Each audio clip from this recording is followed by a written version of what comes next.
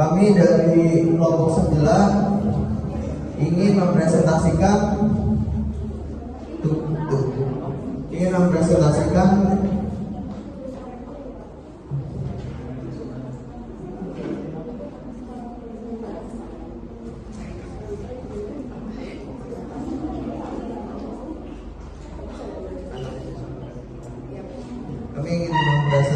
PPT kami, yaitu dengan judul analisa sumber dan pengumpulan gas. Ya, dengan beranggotakan yang pertama Ahmad Dhani, yang kedua ada Al-Zahra Putri Nabila, yang ketiga ada Erin Indabella, yang keempat ada Saira Angelina, dan yang terakhir ada Unas Aryoga.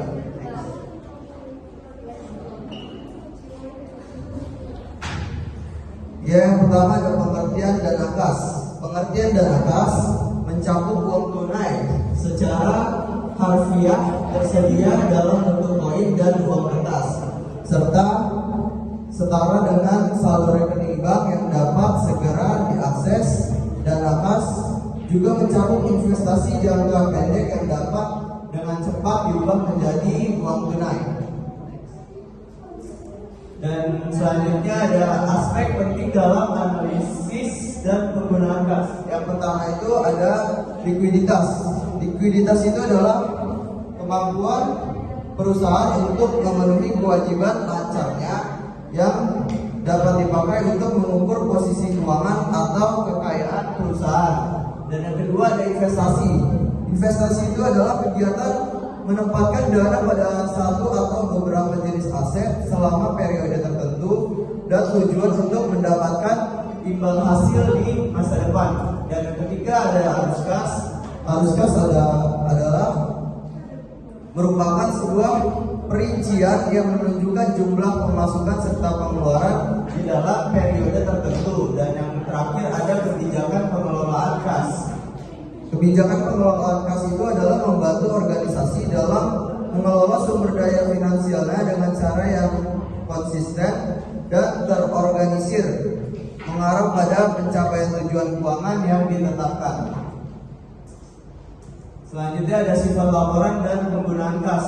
Laporan kas memiliki tujuan untuk memberikan gambaran tentang arus kas suatu entitas selama periode tertentu, memungkinkan pemangku kepentingan untuk memahami sumber dan penggunaan kas serta likuiditas organisasinya. Next, ada sumber penerimaan dan pengeluaran kas, yaitu kas merupakan aktiva yang paling likuid atau merupakan salah satu unsur model kerja yang paling tinggi likuiditasnya.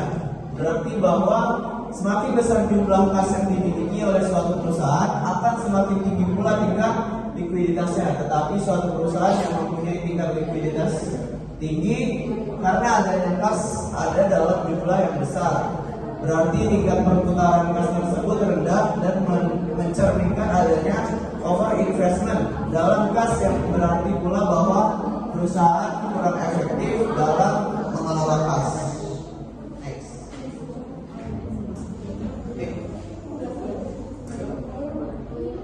Selanjutnya pembahasan bahasa Inggris. Di sini ada sumber penerimaan kas. Sumber penerimaan kas di sini yang pertama ada berkurangnya aktiva lancar selain kas, yaitu ada piutang. Penagihan piutang akan menyebabkan turunnya jumlah piutang sehingga meningkatkan jumlah kas. Lalu yang kedua ada persediaan. Adanya penjualan persediaan akan menyebabkan turunnya jumlah persediaan. Hasil penjualan persediaan tersebut akan meningkatkan jumlah kas. Yang ketiga ada aktiva lancar. Penurunan aktiva lancar lainnya dapat terjadi karena beberapa tergantung bentuk pos-pos yang dimasukkan ke dalam golongan aktiva lainnya tersebut. Yang kedua ada penurunan atau berkurangnya jumlah aktiva tetap. Penurunan aktiva tetap dapat disebabkan oleh dua hal, yaitu adanya penjualan sebagai aktiva tetap tersebut atau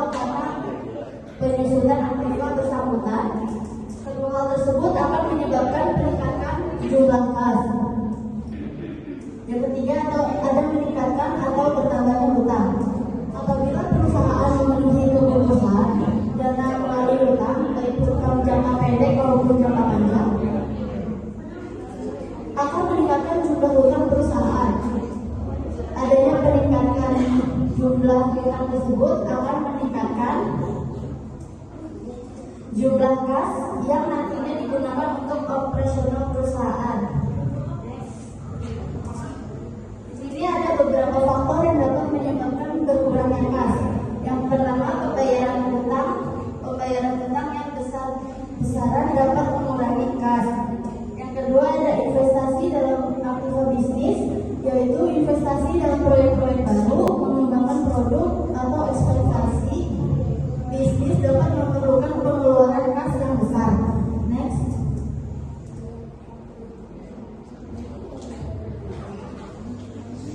Yang ketiga ada pembelian aktiva tetap, yaitu pembelian properti, peralatan atau aset tetap lainnya dapat mengurangi kas secara substansial.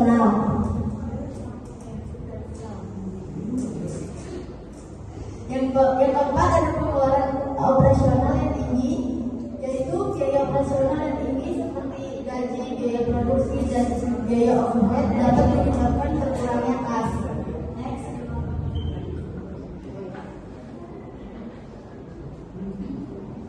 Lalu di sini ada penyusunan laporan sumber dan penggunaan kas serta analisisnya.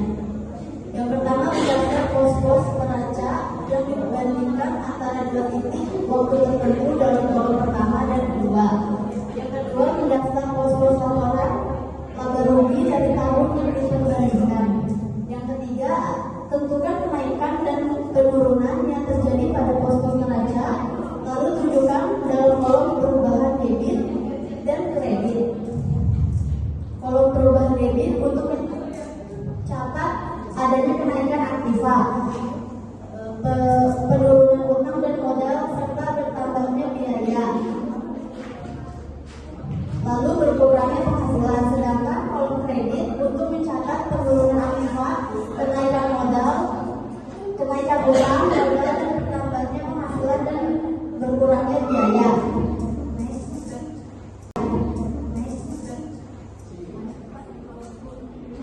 Yang keempat, menganalisis perubahan-perubahan yang terjadi pada pos-pos neraca dan pos-pos laba rugi, yaitu untuk menentukan adanya perubahan yang tidak mempengaruhi kas. Yang kelima, membuat jurnal penyesuaian dalam lembaran kerja tersebut untuk menghilangkan akibat atau pengaruh transaksi non-kas yang sudah dicatat dalam periode tersebut. Yang keenam, memindahkan saldo atau perubahan setelah disesuaikan kecuali perubahan kas.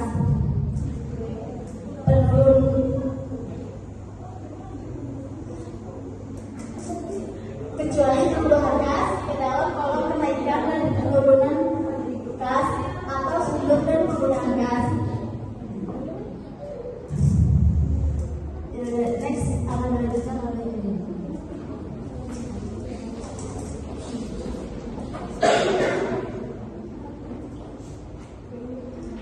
Di sini ada studi kasus yang pertama, yaitu tentang analisis sumber dan penggunaan kas pada laporan keuangan PT PLN di periode 2015 sampai 2019.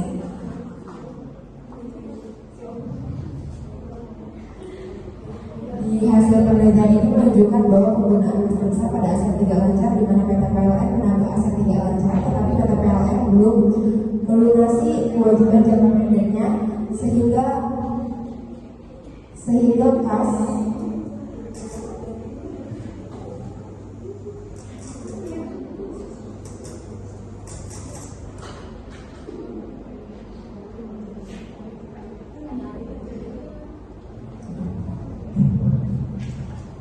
penerimaan kas terbesar pada liabilitas jangka panjang yang digunakan untuk menambahkan aset tidak lancar sehingga berakibatnya liabilitas pada PT PLN lebih besar daripada penjualan aset lancar.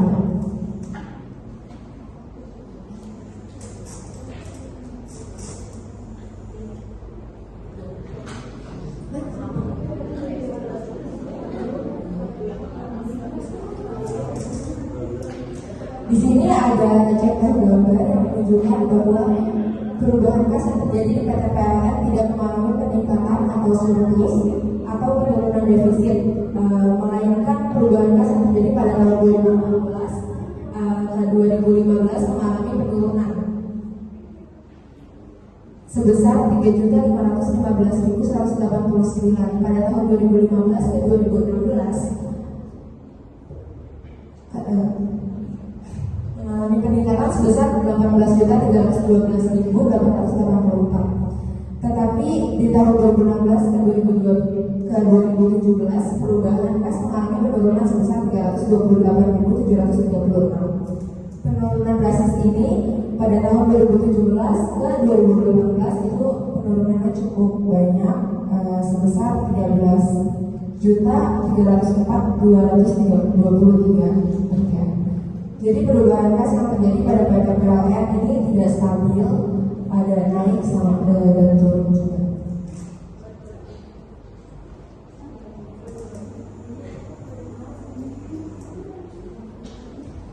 Di gambar ini ada sumber dan penggunaan kasnya dari periode 2015 sampai 2019. Sini diagramnya naik turun itu adalah dampak dari pergerakan kas yang naik turun ini adalah pertumbuhan dan pengelolaan kas tidak stabil setiap tahunnya dikarenakan kas digunakan untuk membiayai kegiatan operasional lebih besar daripada penerimaan atau sumber kas atau lebih besar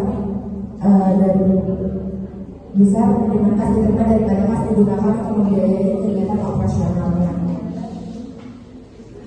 Dilihat dari laporan sumber dan penggunaan kas pada PT PLN pada 2015-2019 yang di depan ini, itu penggunaan kas terbesar pada tahun 2015 digunakan untuk membiayai kegiatan operasional bank pada aset tidak lancar sebesar 67 juta sebesar 633.922.568. Dan pada tahun 2016 penggunaan kas terbesar digunakan untuk membayar liabilitas jangka panjang sebesar 143.915.971 di tahun 2017. Penggunaan kas terbesar digunakan untuk modal lancar.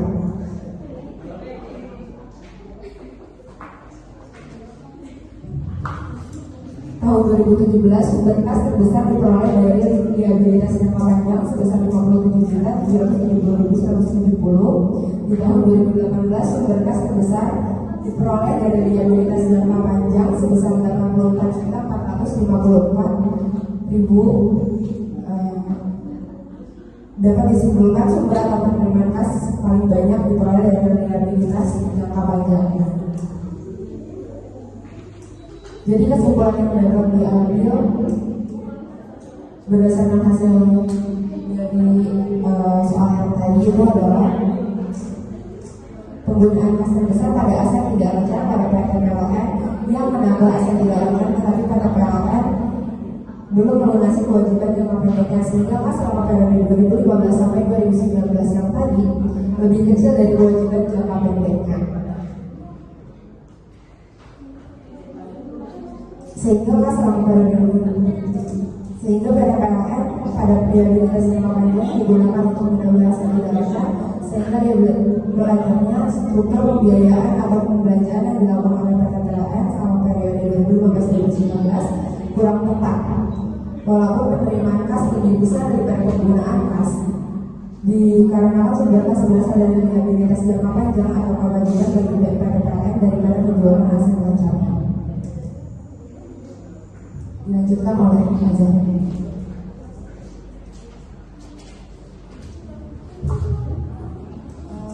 Kali ini saya membacakan sebuah kasus juga. Keadaan kas dalam perusahaan dipengaruhi oleh aliran kas dalam perusahaan meliputi dua bagian, yaitu aliran kas masuk dan aliran kas keluar. Selisih lebih antara aliran kas masuk dengan kas keluar menunjukkan saldo kas tertahan di dalam perusahaan. Untuk memperoleh gambaran tentang keadaan kas, Pak Bata terdaftar di Bursa Efek Indonesia tahun 2014 sampai 2015 dapat dilihat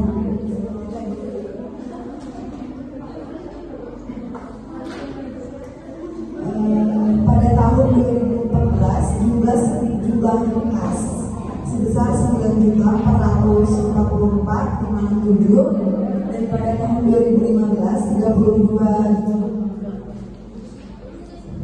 32.366.700, berarti terjadi kenaikan kas sebesar 22.922.3 atau sebesar 41,20%. Dari jumlah kas pada tahun 2014, pada tahun 2016 jumlah kas sebesar 5.038.29, berarti terjadi penurunan yang cukup tinggi sebesar 26.628.491 atau sebesar 82,27%. Dari jumlah kas 2015, pada tahun 2017 jumlah kas tes status sebesar 6.391, artinya jumlah kas mengalami kenaikan sebesar 653,22 atau sebesar 11,38%. Dari jumlah kas pada tahun 2016, sedangkan pada tahun 2018 jumlah kas sebesar 4.685.96, maka jumlah kas mengalami penurunan sebesar 7.702.95 atau 26,64%.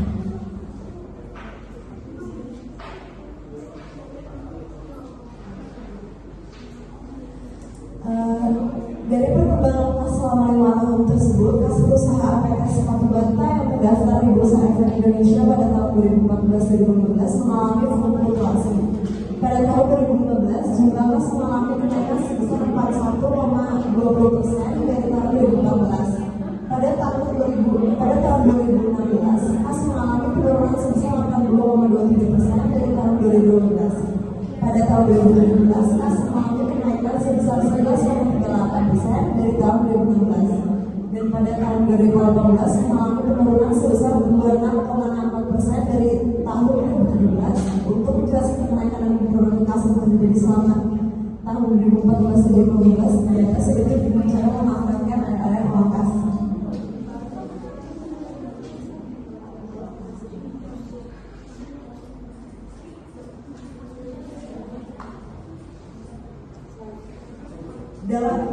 Dalam analisis sumber dan penggunaan kas dilakukan dengan membandingkan beberapa neraca. Berikut ini akan disajikan neraca yang perbandingan antara periode 2014, 2016, 2016, 2017, dan 2015.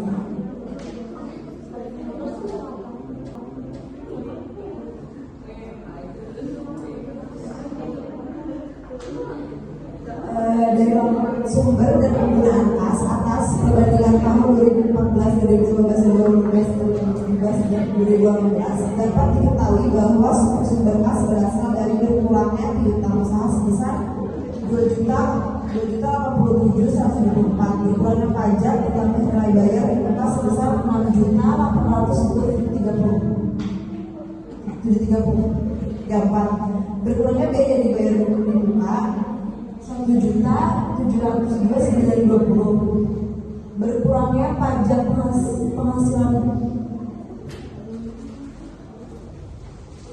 berkurangnya pajak penghasilan badan dibayar di muka 25.443.937, berkurangnya aktivitas lancar lainnya 1.307.523, berkurangnya aset tetap 12.519.575, bertambah pinjaman 33.500, berkurangnya piutang 72.146.90, berkurangnya liabilitas imbalan jangka pendek 4.581, pendapatan komprehensif lainnya 62.384, jumlah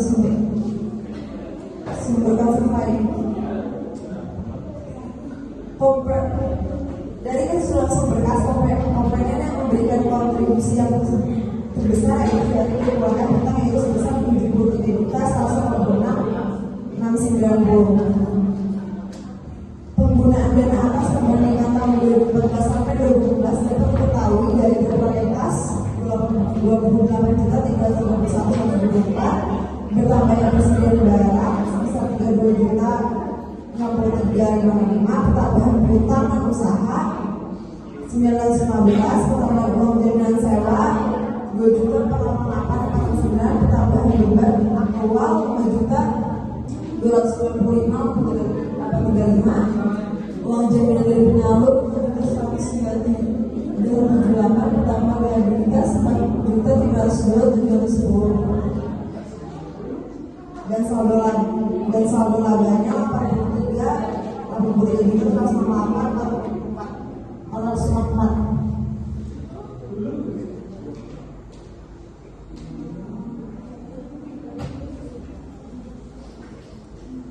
kesimpulan dari studi kasus yang pertama, jumlah saldo kas pada satu batang menunjukkan kesediaan kas yang dapat menunjang kegiatan operasi perusahaan.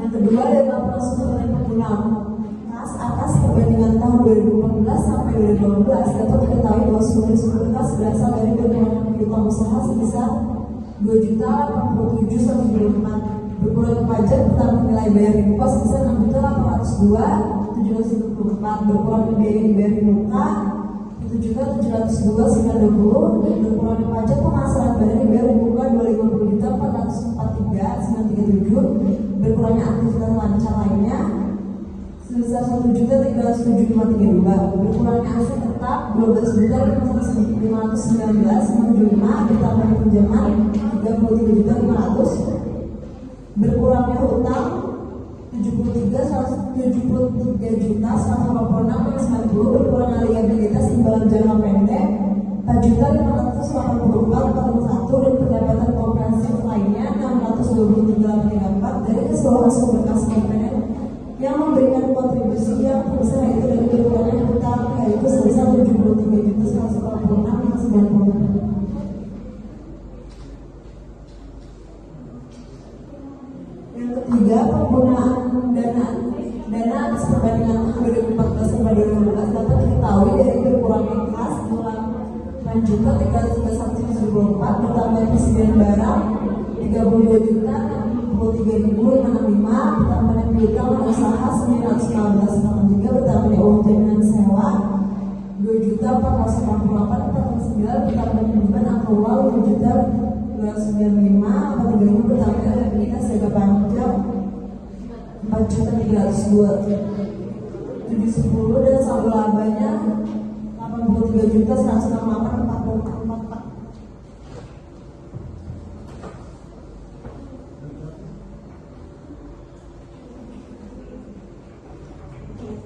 Baik, sekian presentasi dari kelompok kami. Jika ingin bertanya, langsung lambai aja. Selambai. Nama saya Indra Sukmajati dari kelompok 1. Di sini saya akan bertanya yaitu bagaimana cara mengukur kesehatan keuangan perusahaan melalui analisis sumber dan penggunaan kas. Baik, terima kasih. Menjawab pertanyaan dari Indra yang bagaimana cara mengukur kesehatan keuangan perusahaan melalui analisis sumber dan penggunaan kas. Beberapa cara seperti analisis perbandingan laporan keuangan, rasio keuangan, tendensi posisi, presentasi per komponen, sumber dan penggunaan modal kerja, sumber dan penggunaan kas, dan analisis perubahan laba kotor. Udah? Saya Syika Putri Sadi dari kelompok 7. Izin bertanya, apa kelebihan dan kekurangan dari strategi pengelolaan kas yang konservatif? Ya, saya akan menjawab pertanyaan dari kelompok 7. Tadi apa kelebihan dan kekurangan dari strategi pengelolaan kas yang konservatif? Yaitu kelebihan strategi pengelolaan kas yang konservatif termasuk keamanan finansial, pengendalian risiko likuiditas yang baik, dan kemampuan untuk menghadapi ketidakpastian ekonomi. Sudah. Pertanyaan saya dari kelompok 8, bagaimana perusahaan dapat meningkatkan efisiensi dalam penggunaan kas untuk kelangsungan operasional? Baik. Saya akan menjawab pertanyaan dari ONA kelompok 8, yaitu bagaimana perusahaan dapat meningkatkan efisiensi dalam penggunaan kas untuk memastikan kelangsungan operasional dan keberlanjutan bisnis. Di sini perusahaan itu dapat meningkatkan efisiensi penggunaan kas dengan melakukan analisis biaya. Mengoptimalkan proses operasional, mengelola persediaan dengan lebih efisien, serta mempertimbangkan investasi yang memberikan hasil yang baik dalam jangka panjang. Selain itu, penerapan teknologi untuk otomatisasi tugas-tugas rutin juga dapat membantu meningkatkan efisiensi operasional.